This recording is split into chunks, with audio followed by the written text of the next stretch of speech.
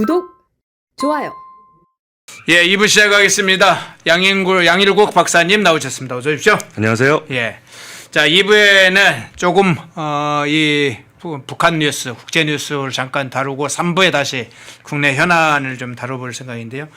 양일국 박사님, 이 문제 한번 좀, 먼저 다뤄보죠. 북한 핵잠 문제가 또 국제적인 뉴스로 좀 떠올랐네요. 이 핵 추진 잠수함을 공개를 했는데, 뭐 전략 어쩌고 이제 막 하면서 거창하게 이제 어쨌든 북한의 이름은 붙였어요. 근데 그 내용 공개된 이후에 러시아 기술이 이거 투입된 거냐 이런 문제 제기가 됐어요. 어떻게 상황을 보세요?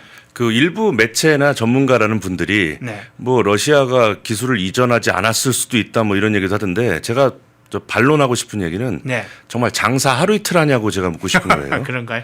과거부터 그 러시아는요, 이제 돈으로 빌린 다음에 돈이 부족하면 이제 기술로 갚아요.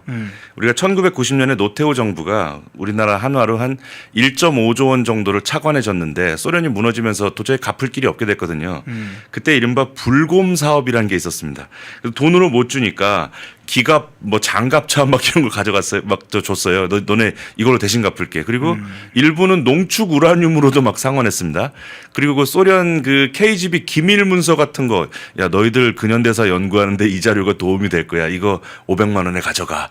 거의 뭐 소련이 그런 식으로 기술을 이전하는 것은 늘 있었던 일이거든요. 그리고 지금 북한이 저 기본적으로 3,000톤급 재래식 잠수함을 진수한 지 2년 만에 좀 겉모습상 8,700톤 정도 규모의 핵추진 잠수함인 것 같은 것을 공개했다면은 네. 러시아에게 지원받지 않고서는 답이 없는 거죠. 그리고 최근에 그 우크라이나 저 전쟁에 북한군을 파견했잖아요. 네. 아마도 제 짐작상으로는 그 임금을 다 못 준 거예요. 군인들한테 임금을 못 주니까 야 그러면 모자란 부분은 내가 잠수함으로 줄게. 이렇게 됐을 공산이 거의 크다. 그럼 뭐 전문가들이 그거 모릅니까? 알면서 괜히 또 어떤 뭐 나중에 가서 드릴 말씀입니다만 어떤 정부 관계자 발로 어떤 매체에 보니까 아니야 러시아가 지금 대한민국하고 친하게 지내려고 노력 중인데 우리를 가슴 아프게 할 그 잠수함 기술을 줬을 리가 없어. 이따위 소리라고 앉아 있는 거예요. 그래서 지금 우리가 결론부터 말씀드리자면 지금 북한의 핵 추진 잠수함을 공개했다는 거 민관군 전체가 비상시국으로 지금을 받아들여야 됩니다. 비상시국이다. 자, 그런데 그 넘어가기 전에 우리는 이제 북한의 핵 추진 잠수함 씁니다. 우리도 쓰는데 저는 이제 한국은 원잠이라고 저는 씁니다. 원자력 추진 잠수함. 좀 구분해서 쓰는 게 좋다고 보는데 본질적으로는 뭐 핵 추진 잠수함이라고 쓸 수는 있지만 북한은 핵동력을 실제로 이제 여기다 담으려고 하기 때문에 핵무기를. 자, 그런데 그 이야기를 하다 보니까 핵추진 잠수함이 문제도 있지만 본질적으로는 핵무기잖아요. 그렇죠. 그러다 보니까 핵무기의 국제정치학 문제를 다루지 않을 수 없는데 핵무기의 국제정치학 차원에서의 의미 어떻게 해석을 하세요? 우선 그 국제정치학적으로 핵을 가진 국가가 얻는 이익이랄까요? 그건 이미 명확히 규명이 된 지가 오래됐어요. 그러니까 네. 간단히 얘기하면 핵을 가진 나라하고 핵을 가지지 않은 나라가 전쟁을 한다면 둘 중에 하나다. 핵이 없는 나라가 무조건 항복하고 핵을 가진 나라의 요구를 100% 수용하든지 아니면 지도상에서 사라지든지. 자, 그것을 대한민국에 적용을 해보면요. 북한이 전 세계 어느 나라건 직접 타격할 수 있는 이른바 ICBM 체계를 완성하게 되면 대한민국은 어떤 페널티를 지게 되냐면 첫째는 북한이 국지 도발이건 전면전이건 도발을 했을 때 우리가 원점을 때릴 수가 없어요. 원점을 때릴 것처럼 굴다가 스위치 버튼을 누를 수 있단 말이에요. 두 번째는 6.25처럼 우리가 급변 사태가 왔을 때 우방국들이 즉각 파병하지 못해요. 왜냐하면 우리가 영국이다. 그럼 6.25 때처럼 대한민국 하나 돕자고 런던을 걸 수는 없는 거예요. 그런 문제가 생기는 겁니다. 그리고 이후에 아마 북한이 ICBM 체계를 완성하는 순간 그 이후에 북한의 행보는 거의 이제 교과서처럼 진행될 겁니다. 첫째는 미국을 비롯한 적국들이 북한의 체제를 무너뜨릴 수 없게 불가침을 요구할 겁니다. 첫째는. 두 번째는 불가침이 이제 요구가 달성이 되면 그 다음에 아마 대한민국의 중립화 이걸 요구할 겁니다.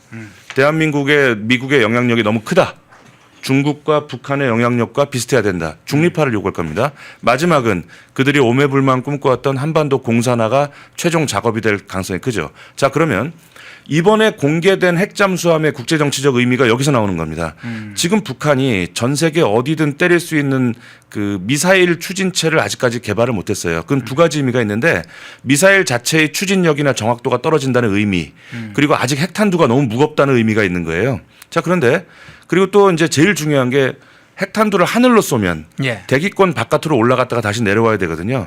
재진입 기술이 없어요, 지금 북한이. 근데 그것을 굳이 하늘로 날려보내지 않고 잠수함에 실어서 인근, 내가 타격하고자 하는 나라 인근 해상에서 불 쓰고 올라와서 쏴버리면 사실상 ICBM을 가진 거랑 똑같은 결과가 된다는 그러네요. 거죠. 바로 그런 점을 우리나라 전문가들이나 정부, 군 당국이 솔직하게 국민들에게 이야기하고 국민 여러분, 북한이 ICBM을 어디든 투발할 수 있는 핵잠수함을 거의 갖게 된 것 같다. 우리가 안보를 책임자로서 사과드린다. 그러나 이미 엎질러진 물이다. 안보 태세를 강화하고 우리가 앞으로 국방비에 더 많은 돈을 써야 되고 한미 관계 개선 그리고 미래에 미국으로부터 받아내야 될 것들에 대해서 우리가 최선을 다하겠다. 누구 한 사람 나와서 사과해야 되는 거예요. 그리고 네. 두 번째는 왜 몰랐냐 이거예요. 북한이 공개할 때까지 왜 몰랐냐는 거예요. 정보당국은 뭐 했냐. 아마도 지금 현 정부가 북한을 향해 취하고 있는 그런 대북 스탠스에 알아서 발맞춰 긴 것이 아니냐. 자, 그러면 북한이 왜 이 시점에 핵추진 잠수함을 공개했을까? 그 부분도 좀 궁금합니다. 최근에 핵추진 잠수함만 공개한 건 아니고 장거리 미사일 등 여러 북한의 주요 무기들이 지금 김정은의 현지 지도 사업처럼 해서 소개를 하면서 공개가 됐는데 북한이 대체적으로 과거에 핵실험이라든가 대륙간 탄도 미사일 이런 거 전략적 무기를 공개하거나 핵실험을 할 때는 북한 내부의 상황에 의해서든 북한 아니면 이제 국제적 정세에 중대한 변화를 예고할 때 그런 행동을 하는데 이번 핵잠 공개 북한 핵잠 공개를 어떤 차원에서 해석을 해야 될까요? 우선 지금 북한이 정말로 핵잠수함을 가지는 것만이 목표라면 공개하지 않겠죠. 예. 네, 그런데 지금 트럼프 행정부 2기가 출범하면서 북한과 대화하겠다는 메시지를 여러 차례 시사했습니다. 그리고 트럼프 대통령 본인이 직접 내가 서신을 보냈다. 그리고 당선자 신분으로 김정은하고 직접 대화하겠다. 김정은은 내심 나의 당선을 속으로 반겼을 것이다. 뭐 이런 말도 했단 말이에요. 그럼 이제 핵잠수함을 바다에 이렇게 하나 가라앉혀 놓으면은 이른바 그 국제정치 또는 전쟁론에서 세컨드 스트라이크라는 게 작동을 해요. 그게 뭐냐면 이게 좀 냉전 때로 거슬러 올라가야 되는데 예를 들어 핵을 가진 나라를 적국들이 함부로 응징하지 못하는 여러 가지 이유 중에 하나가 우리가 재빠르게 이번에 그 이란을 때리듯이 네. 핵 관련 시설을 재빠르게 선제 공격해서 무력화시킨다고 해도요. 바다 밑에 가라앉아 있는 핵은 어찌할 거냐. 또는 하늘에 떠 있는 핵은 어찌할 거냐. 그래서 예전에 크롬돔이라는 작전이 있었습니다. 오퍼레이션 크롬돔이라고 해서 미국이 소련을 한참 경계할 때 1960년부터 68년 사이에 나중에 이제 정보가 해제되면서 알려진 사실인데 소련 인근에 그 전략 폭격기에다 실제 핵무기를 실어가지고 뱅글뱅글 돌렸다는 거예요. 만약 소련이 전혀 예상치 못한 타이밍에 미국 본토를 쓸어버려서 이제 미국이 역사의 뒤안길로 퇴장할 때 우리를 공격한 나라를 마지막으로 역사에서 지우고 사라지겠다. 무시무시한 겁니다, 이게. 네. 근데 이제 하늘에다가 그렇게 전략 폭격기를 띄우니까 스페인 앞바다에 한번 그게 추락을 했었고 그린란드 빙판에 한번 추락을 한 거예요. 그러니까 이게 데미지가 너무 큰 거예요. 그 핵무기 싣고 다니던 폭격기가 추락을 하니까 막 핵으로 오염되기도 하고 그래서 미국이 그때부터 일부는 하늘에 올려놓되 일부는 바다에다 놓자. 바다에서는 추락할 리가 없으니까. 그래서 그런 세컨드 스트라이크를 위해서 지금 우리가 북한이 지금 이런 잠수함을 갖고 있다는 것을 트럼프 대통령에게 보여줌으로써 협상에서 레버리지를 만들려고 하는 거죠. 어차피 트럼프가 지금 비공개적인 라인으로 북한과 소통하고 있을 거라고 저는 봐요. 그리고 트럼프 대통령이 또 리얼리티 쇼의 왕자 아니겠어요? 네. 그러니까 분명히 전혀 예상치 못한 타이밍에 김정은하고 정상회담 같은 리얼리티 쇼를 준비하고 있을 거란 말입니다. 북한도 북한 나름대로 살궁리 해야죠. 좋아. 미국 너희들이 북한이 원하는 것을 들어주면 우리가 핵잠수함 사업을 좀 늦게 하거나 폐기할 수도 있어라는 시그널을 주는 거죠. 그래서 미국과의 협상에서 조금 더 많은 것을 얻어내겠다는 그림이 보이고요. 두 번째로는 중국에게도 주는 메시지가 있다고 봅니다. 중국, 우리가 원하는 걸 주지 않으면 러시아하고 더 가까워질 거야. 가운데에서 이제 무게추를 왔다 갔다 하면서 국익을 추구하고 있다. 이렇게 보겠습니다. 예. 자, 이재명 정권하고도 한번 연관해 다시 한번 좀 질문을 드려볼게요. 지난번에 이재명이 부처 업무 보고에서 이런 얘기를 했었죠. 북한은 남쪽이 북침하지 않을까 걱정해서 군사분계선에 삼중 철책을 친다 이런 발언을 한 적이 있죠. 문재인이 평양 가서 남측 이야기를 발언에 논란이 됐는데 이재명은 뭐 남쪽 이런 건 큰 문제가 아닌 것처럼 이야기를 합니다. 가장 본질적인 문제는 김정은이 지금 밤잠을 설친다는 식이에요. 혹시나 대한민국에서 북한을 침공할까 침략할까 봐 북침할까 봐 그래서 군사 분계선에 삼중 철책을 치고 있다고 하는 정말 그 망상가에 가까운 어처구니 없는 발언을 했는데 지금 앞서 이제 이 질문을 드리려고 앞에 이야기를 꺼낸 건데 지금 핵추임 잠수함을 공개를 하고 대량 살상 무기들을 공개하고 있는데도 지금 이재명의 업무보고에 나타난 발언이라든가 최근에 아무런 이 문제에 대해서 사실 NS 회의를 조금 소집했다는 정도 외에 소집해서 뭘 했다는 것이 안 나와요. 사실상 아무런 입장도 안 나오고 거의 무슨 평화지상주의에 완전히 빠져있는 그런 상황인 것 같은데 지금 이런 아주 중대한 사안에 대해서 과거 역사적 경험과 한번 비추어 볼 때 지금 상황을 어떻게 인식해야 될까요? 우선 문재인 정부 당시에 이른바 운전자론이라는 게 있었습니다. 네네. 국제정치학적으로 볼 때는 말도 안 되는 거짓말이었습니다. 왜냐하면 미국이나 중국 정도 되는 두 강대국을 대한민국 정도 국력을 가진 나라가 진두지휘할 수는 없는 것입니다. 네. 두 나라의 첨예한 갈등을 조정하고 내가 원하는 방향으로 그 정국을 끌고 가려면 예를 들면 청나라하고 일본이 싸울 때 영국 정도 되는 나라가 그것이 가능한 겁니다. 그러니까 대립하는 두 나라의 국력을 합친 값보다 센 나라만이 운전자를 할 수 있는 것입니다. 자, 그래서 우리가 문재인 정부의 그 친북 스탠스에 대해서 우리가 많이 비판을 해왔음에도 불구하고 우리가 조금 양해했던 부분은 뭐냐면 그래 문재인 정부가 미국하고 북한 사이에 이제 대화하는 데 있어 본인이 좀 어떤 역할을 해야만 한반도의 위상이 올라가지 않느냐라는 뭐 그런 게 있었는데 지금 제가 걱정스러운 건요. 적어도 그때 트럼프 행정부 일기는 문재인이라는 교두보 또는 문재인이라는 가교를 통해서 북한과 소통하려고 했었던 것 같아요. 근데 지금의 제가 볼 때는 트럼프 행정부가 북한과 이재명 정부 안 거치고도 지금 소통하고 있는 것이 아니냐는 불안한 마음이 드는 거예요. 예. 왜냐하면 소통할 채널이 너무 많아요. 유엔을 통해서도 거의 실시간으로 소통하는 것 같고 또 우리가 모르는 통신 채널이 많을 겁니다. 그래서 지금 과거에 문재인 정부가 어쩔 수 없이 또 뭐 이렇게 말하면 좀 옹호해 주는 것 같아 죄송하지만 어쩔 수 없이 좀 북한과 미국의 다리를 놓으려고 유화 정책을 폈다면 지금은 그런 게 전혀 필요가 없다는 거죠. 지금 미국과 북한이 만약에 대한민국을 거치지 않고 이른바 패싱하고 서로 자유롭게 정상회담이나 이런 밑그림을 소통하고 있다면 지금 이재명 정부가 북한에 대해서 유화적인 스탠스를 보이는 건 바보짓이 될 수 있다는 거죠. 적어도 과거에는 미북 그리고 한국이 삼국 지도자가 만나는 큰 그림을 그리기 위해서 어쩔 수 없이 북한의 심기를 조금 맞춰줬다라는 명분이나 있지만 지금은 아무 명분이 없다는 것이죠. 그리고 두 번째는 우리가 외교나 국가의 안보 문제를 걱정할 때는 최악의 상황인 것을 가정하고 준비해야 그게 효과가 있는 겁니다. 그렇죠. 예를 들어서 아직 잠수함 완성된 거 아니잖아요. 아직 겉모습밖에 보여주지 않았잖아요. 이런 식으로 자꾸 낙관론을 따라가면 나라 망한다. 그 교훈이 이제 1590년에 토요토미 히데요시가 국방을 강화하고 이거 조선을 넘보지 않겠는가 하는 우려가 있을 때 우리 조선에서 2명의 통신사를 보냈습니다. 근데 황윤길, 김성일 이 2명을 보냈는데 그렇죠.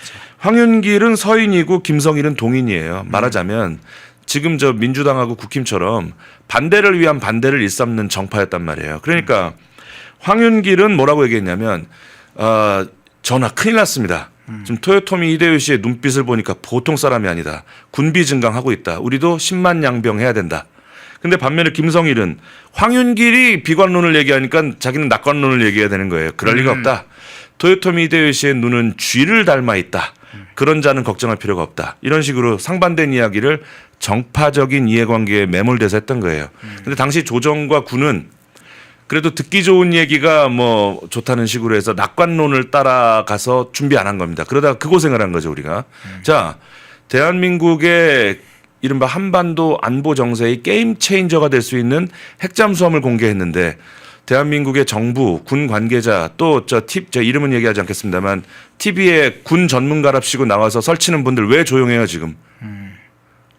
지금 대한민국 국민들에게 지금 호소해야 되는 겁니다. 이건 민관군 비상사태라고 얘기해야 맞는 거죠.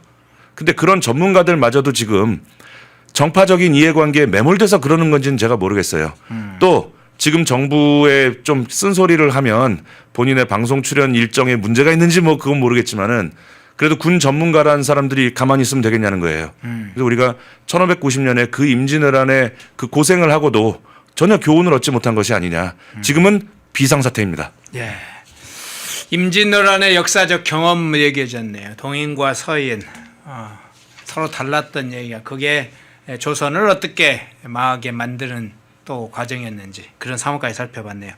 자, 주제를 한번 다른 주제를 확 바꿔보겠습니다. 용인 반도체 클러스터 국가 산단이 추진되고 있죠. 그런데 이걸 호남 쪽으로 이전하려고 하는 의도, 흉계가 시작됐다. 뭐 그런 소식들이 전해져서 그 문제 한번 좀 다뤄보겠습니다. 용인 반도체 클러스터 국가 산단이라고 불리는 이 클러스터를 둘러싸고 국회와 지역 시민단체들의 요구가 지금 여러 가지로 제기가 되고 있죠. 그런데 전북 완주 진안 무주군 의원이 있죠. 지금은 이제 전북특별자치도지사 선거 출마까지 준비하고 있는 안호영 의원이라는 사람이 있죠. 전북 완주 진안 무주군 세 군에 통합된 의원의 선거구의 의원인데 용인 반도체 클러스터를 새만금으로 옮기자 이렇게 공개적으로 아예 주장하기 시작했네요. 그 한편으로 네. 지금 민주당 현 여권은 그래도 좀 대주주가 누군지는 아는 거예요. 아, 그래요? 선거도 다가오고 하니까 네. 뭔가 우리에게 몰표를 늘 몰아주시는 고마운 대주주 호남에다 뭐 은혜를 갚을 것은 없을까. 여기 반도체 산단이 있네. 요거 떼서 주면 되겠다. 네. 한편으로 황당한 발상이지만 국민의힘도 이러한 갸륵한 마음은 좀 배우려고 해야 되지 않나. 예를 들면 저 여담입니다만 국민의힘 관계자들하고 제가 차담을 할 기회가 있었는데 뭐 대구 경북 지역에서 무슨 행사를 한다. 그러면 싫어해요, 이 관계자들이. 네. 거기야 뭐 알아서 우리한테 표 주는데 뭐 우리 고생할 필요가 있느냐. 이따위 마음을 좀 버리고 뭐 전혀 관계없는 얘기입니다만 대주주를 알아보고 표를 주는 이들에게 뭐라도 해주려고 노력하는 이 모습만큼은 좀 배워야 되겠다. 다만 우리가 반도체 산단 내지는 클러스터에 대한 기본 지식을 몇 가지 알아야 될 것 같은데요. 첫째는 협력업체들이 다닥다닥 붙어 있는 거예요. 그게 클러스터입니다. 그러니까 어떤 이점이 있냐면 A 공장에서 초벌구이한 제품을 B 공장으로 보낼 때 물류비가 안 드는 거예요. 야 와서 실어가 다 됐어. 또 실시간으로 소통합니다. 야, 그 니네들이 방금 전에 보낸 물건 말이야. 이게 안 되는데 이게 왜 그러는 거야? 실시간 소통을 합니다. 그 과정에서 방대한 노하우가 축적이 되죠. 그리고 A라는 공장에서 어떤 R&D를 한 결과가 금방금방 B, C로 전파가 돼요. 그러니까 R&D의 시너지 효과라고 합니다. 이것을. 그리고 무엇보다 클러스터가 하나 생기면 거기 이제 고급 인력들이 필요하단 말이에요. 그럼 네네. 고급 인력들이 그 공장에 가서 일을 하게 만들려면 그 근처에 의료, 교육, 문화 이런 시스템이 따라가야 돼요. 그렇죠. 그래서 이거를 공장이 탐스러워 보인다고 이걸 떼다가 지방으로 옮겨버리면 클러스터 자체가 죽죠. 왜냐하면 이제 지금 여권에서 지금 이야기하는 명분은 뭐냐면 그 호남 지역에 말이야 재생에너지로 발전소 크게 지어줄게. 거기 오면 전기도 충분해. 자, 공장이 전기만 가지고 돌아가지 않는다는 거죠. 거기에 고급 인력들을 뭐 호남으로 보낸다. 그럼 그 고급 인력들의 자녀들은 학교 어디로 보내요? 쇼핑은 어디서 하고 주말에 영화 한 편 볼 만한 그 문화시설이 있느냐의 문제. 그런 것들을 총체적으로 다 같이 옮겨서 가져갈 것이 아니라면 이런 이야기는 기본 국가 산단이나 경제에 관한 몰상식을 드러낸 것이다. 제발 재고해 주시기를 당부드립니다. 예. 자, 그럼 추가 질문을 좀 드려볼게요. 지금 말씀하신 대로 용인의 이제 반도체 이 산단. 지금 이재명 정권이 AI 강국 관련 프로젝트를 추진하겠다고 뭐 100조를 투입하겠다. 흑조도 아니고 100조가 됐어요. 그런데 정작 중요한 문제들이 있죠. 사실은 그런 클러스터 문제든 아니면 지역의 뭐 혁신도시든 뭐 AI 관련 데이터 센터든 뭐 지금 이제 현장에서 발생하는 많은 문제들은 사실 시행되려면 인허가 문제, 뭐 토지 보상 문제, 환경 영향 평가 문제, 오히려 사실 행정 규제 문제 때문에 공장 하나 좀 번듯하게 지으려면 그게 몇 년 간다는 거 아니에요? 그래서 오히려 첨단 산업하고 IT 이야기하는데 오히려 그걸 투자를 오히려 가로막고 발전을 가로막는 게 오히려 행정 당국, 그러니까 중앙 정부와 지자체라는 말이 사실은 오히려 평가가 많은데 어떻게 보세요? 우리가 이제 자유시장 경제의 그 우월함 그걸 이야기할 때 꼭 나오는 게 작은 정부입니다. 네. 작은 정부라 하면 이제 공무원이 너무 많아서는 안 되겠다 이렇게 요약이 되는 겁니다. 왜냐하면 그 공무원들의 인허가 하나하나가 물론 다 착한 뜻으로 포장은 되어 있습니다. 국민 안전이라든가 산업에 도움이 될 만한 것으로 포장은 되어 있지만 현실적으로는 그 공무원들의 인허가 도장 하나하나가 그들의 이권이 돼요. 뭐 이건 또 음성적인 이야기겠습니다만 그 도장 하나 받으려면요. 그 업체들이 무척 점심 저녁 식사 대접해야 되고 그 명절에 또 과일도 보내고 엄청난 노력과 품이 들어갑니다. 자, 옛날 얘기를 제가 하나 해보면요. 우리가 그 비극적인 세월호 사고와 관련하여 그 세월호가 오고 갔던 그 노선에 왜 다른 경쟁 업체는 들어가지 못했는가. 그것이 이제 나중에 문제가 됐는데 나중에 알아보니까 그 세월호가 왔다 갔다 하는 그 코스에 새로운 해운 회사가 배를 사가지고 들어가려면은 그 공무원들에게 도장을 8,000개 받아야 된다는 거예요. 겹겹이 인허가의 벽 이게 있는 겁니다. 그래서 그런 것들이 현실적으로는 공무원들의 그 엄청난 이권이 돼요. 그러니까 한 번 만들어진 인허가 제도는 없애기가 쉽지 않습니다. 공무원 조직들이 순순히 그 이권을 내놓을 리가 없는 거예요. 그리고 우리가 비근한 예로 문재인 정부가 사드 배치를 이제 자꾸 뒷짐지고 발뺌을 하려고 할 때 이용했던 게 환경 영향 평가였습니다. 네. 뭔가 미국에다가 사드를 난 당신네 사드 받지 못하겠어 이렇게 말은 못하는 거예요. 근데 중국이나 북한이 으르렁대니까 이러지도 저러지도 못하고 공무원들을 시킨 거죠. 야, 그 환경 평가로 좀 이렇게 시간을 좀 끌어보렴.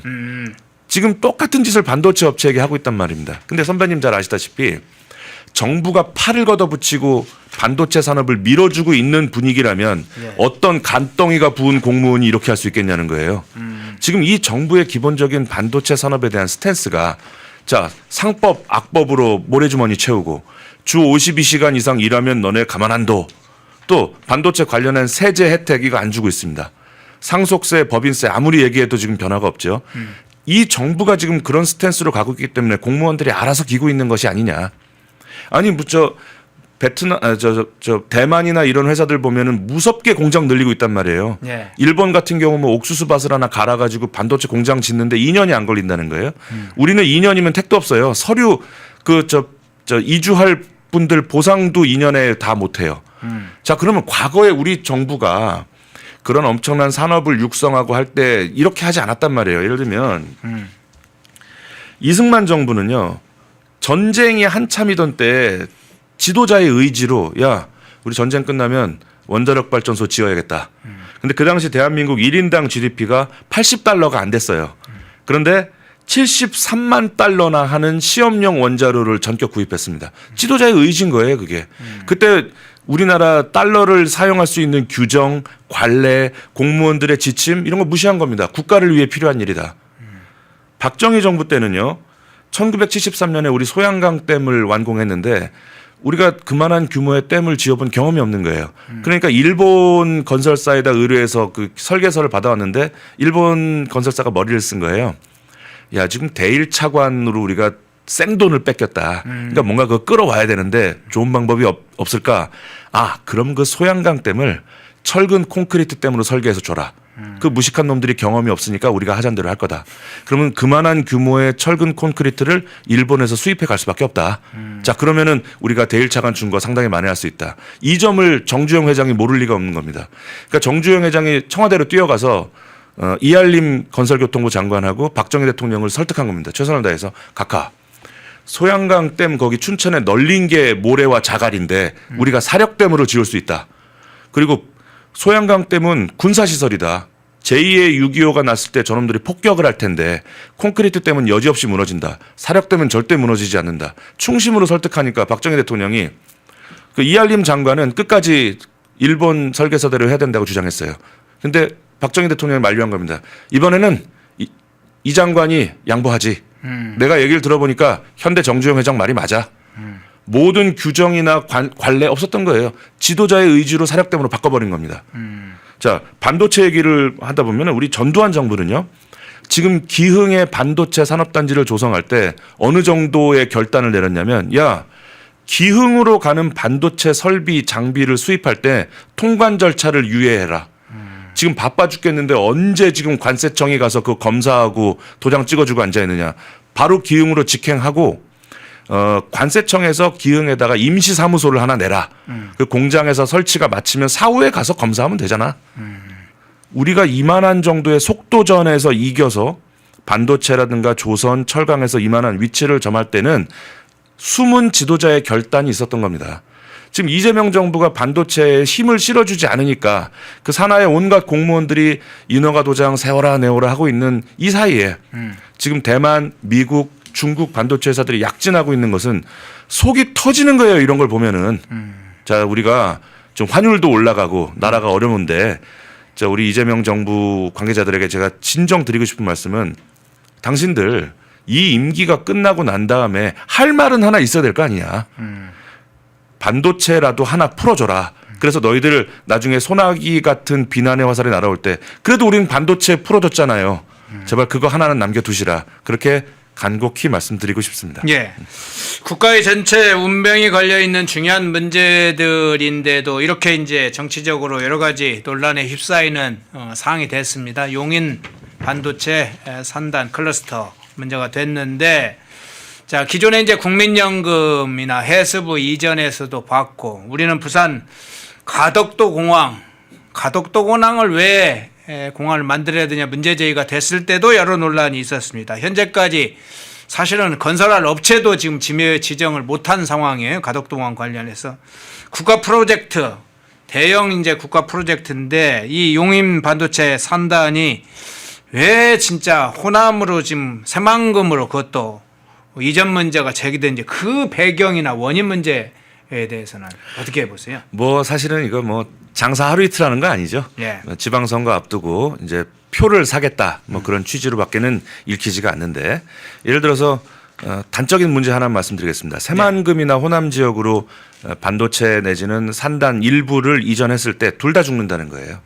그 이유가 있습니다. 첫째는 기존에 지금 용인 인근에 해놨던 특수 시설 투자 이런 것들이 무의미해져요. 매몰 비용이라고 합니다. 그거를. 그리고 문제는 호남 지역으로 이전했을 때 그 유능한 전문 인력이 거기서 출퇴근하겠느냐는 거예요. 현실적으로. 그리고 외국에서 중요한 기술을 가진 사람 모셔오기도 해야 되는데 호남 지역으로 가서 일하라고 하면 하겠냐는 거예요. 지금 비근한 예로 지금 아마 국민연금관리공단이 저 호남 쪽으로 가 있으면 전북 어디로 가 있을 거예요. 네, 전북 전주에 있죠. 거기도 전북의 번화가예요. 저도 네. 그 저 가끔 그 한옥마을 거기 제가 가끔 놀러 가기 좋아하는데 네. 거기도 지금 불편하다고 난린 거예요. 그리고 우리가 공공기관을 지방으로 이전하려고 할 때 그 공공기관이 반발하는 대표적인 이유가 결국 교육 문화의 문제거든요. 자, 그러면 우리가 산단 하나만 똑 떼서 옮겨간다는 계획보다 정말 이렇게 호남 지역에 표를 얻고 싶다면 정말 지역 균형 발전을 위한 큰 그림을 먼저 내놓는 게 도리가 아니냐. 예를 들어 우리가 복합 쇼핑몰이면 쇼핑몰이나 광주나 이렇게 뭐 지었으면 좋겠어요. 그렇죠. 네. 복합 쇼핑몰이 못 들어가는 이유는 이제 아마도 제가 얼핏 듣기로는 뭐 지역의 토호 건설사와의 문제도 있다고 하는데 예를 들면 좀 큰 그림을 좀 보자. 지방으로 이전하는 기업의 경우에 상속세를 대폭 깎아주겠다. 지방으로 이전해서 거기에서 청년들 고용하고 주거 문제 해결해주는 기업에 대해서는 법인세를 대폭 감면해주겠다. 큰 그림을 그려줘야 돼요. 그래야 기업들이 내려가지. 이렇게 뭐 지금 달러 내놓으라고 기업들 팔 비틀고 있는 모양인데 멀쩡한 반도체 산단을 죽여가면서 팔을 비트는 것은 이것은 저 문명 국가가 해야 될 일이 아니다. 그리고 예전에 뭐 지금 떠오른 얘기인데 1968년에 모택동이 대약진 운동이라는 걸 하면서 결과적으로 한 6천만 명 굶겨 죽였어요. 네. 그 비극의 단초가 뭐였냐면 야, 왜 도시는 잘 사는데 시골은 못 사냐. 도시에는 제철소가 있는데 시골엔 제철소가 없다. 그러면 저 도시에 있는 제철소를 떼다가 시골로 옮기면 되잖아. 이런 단순한 발상이 대기근으로 이어졌다는 점도 우리 여권 관계자들이 유념해 주셨으면 좋겠습니다. 대약진 운동까지 소개가 됐네요. 그때 철을 막 동원해서 미국처럼 또 다른 나라 일본처럼 막 철을 생산하는데 용광로 갔다가 그냥 주변에 있던 가정들에 있던 철을 갖다가 만들면 철이 생산돼서 세계 철강 국가가 될 거로 착각했던 그 무택동의 문제도 등장을 했네요. 예, 2부 북한 문제, 북한 핵잠 문제하고 갑작스럽게 떠오른 용인 반도체 산단 문제를 중심으로 다뤄봤습니다. 양일국 박사님이었습니다. 고맙습니다. 감사합니다. 펜앤마이크에서 추천하는 영상도 보고 가세요. 다른 영상도 즐기시려면 구독 버튼을 꼭 눌러주세요.